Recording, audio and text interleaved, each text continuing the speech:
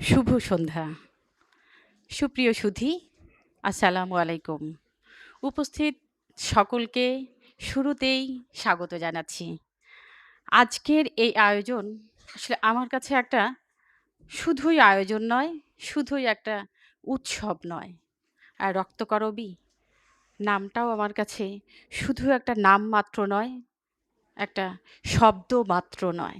এটা আমার কাছে একটা আবেগ, একটা স্বপ্ন, একটা সাধনা, অনেক যত্নে মোড়ানো একটা ভালোবাসার নাম। আর এই ভালোবাসায় মোড়ানো বীজ রোপণের শুভক্ষণে সেই আবেগের রূপদানে উপস্থিত প্রধান অতিথি ডক্টর এ.বি.এম. শহীদুল ইসলাম, অধ্যাপক, মার্কেটিং বিভাগ, ঢাকা বিশ্ববিদ্যালয়। যিনি একজন একনিষ্ঠ সাধক।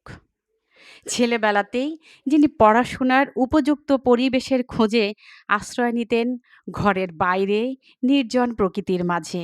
সেই একনিষ্ঠ সাধক সদানন্দ প্রাচুর্যে ভরপুর কবি শহীদ আজাদ অধ্যাপনার পাশাপাশি সকলকে ভাসিয়ে নিয়ে যান সাদা মেঘের ভেলায়, যা প্রতিফলিত হয়েছে তার কিংসুকের কান্নায়। আর সভাপতি যিনি রক্তকরবী গঠনে আমাকে উৎসাহিত করেছেন, অনুপ্রাণিত করেছেন, আকাশ ছোঁয়ার প্রত্যাশা শুধু নয়, প্রত্যয় যার প্রতিটা শিরায় শিরায়, সেই প্রত্যয়দীপ্ত সাহসী দুর্বার নারী তাহেরা আফরোজ। এবং আমাদের এই স্বপ্ন পূরণের অভিযাত্রায় অভিযাত্রী, সহযাত্রী, রক্তকরবীর এক একটি পাপড়ি আপনারা, যাদেরকে নিয়েই এই আমরা। এবং আমাদের এই শুভ ইচ্ছার সাথে যারা একাত্ম হয়েছেন, সম্পৃক্ত হয়েছেন, আমাদের আমন্ত্রিত অতিথিবৃন্দ, যারা প্রত্যেকেই অনুকরণীয় ও অনুসরণীয় ব্যক্তিত্ব, সকলের প্রতি আমার কৃতজ্ঞতা প্রকাশ করছি। বিশ্বকবি রবীন্দ্রনাথ ঠাকুর যান্ত্রিকতার বিরুদ্ধে প্রতিবাদ হিসাবে রচনা করেছিলেন রক্তকরবী। বর্তমানেও যান্ত্রিকতার প্রভাবে মূল্যবোধগুলো বিপর্যস্ত হচ্ছে। ক্রমশই মানবিকতার সূক্ষ্ম বোধগুলো থেকে দূরে সরে যাচ্ছে। তাই আমরা একজন নন্দিনী হয়ে নিষ্প্রাণতার ভেতর দিয়ে প্রাণের জাগরণ ঘটাতে চাই।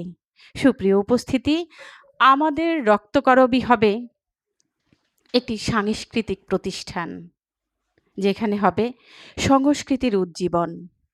আমরা এখানে জাতীয় দিবসগুলো উপলক্ষে আয়োজন করব। প্রকৃতির বিভিন্ন অনুষঙ্গের সাথে নিজেদেরকে বিলিয়ে দিব। ফুলের আবির গায়ে মাখব, কোকিলের সাথে গাইব, শরতের শুভ্রতায় স্নিগ্ধ হব, পৌষ পার্বণে মেতে উঠব, আর ঢাকে ঢোলে বৈশাখী মেলায় যাব। সাহিত্যের বিভিন্ন বিষয় আমরা চর্চা করব, প্রশিক্ষণ নিব এবং দিব। কর্মশালা করব, প্রথিতযশা লেখকদের সাহিত্যকর্ম নিয়ে পাঠচক্রের আয়োজন করব, আলোচনা করব, ক্রৌড়পত্র প্রকাশ করব। পরবর্তী প্রজন্মের কাছে সাহিত্য সংস্কৃতির পরিবেশনায় আমরা উদাহরণ হব। আমাদের আজকের শুভ আত্মপ্রকাশও হচ্ছে 23 অক্টোবর জন্ম নেওয়া বাংলা কাব্যের শ্রেষ্ঠ নাগরিক কবি শামসুর রাহমানের প্রতি শ্রদ্ধা নিবেদনের মধ্য দিয়ে।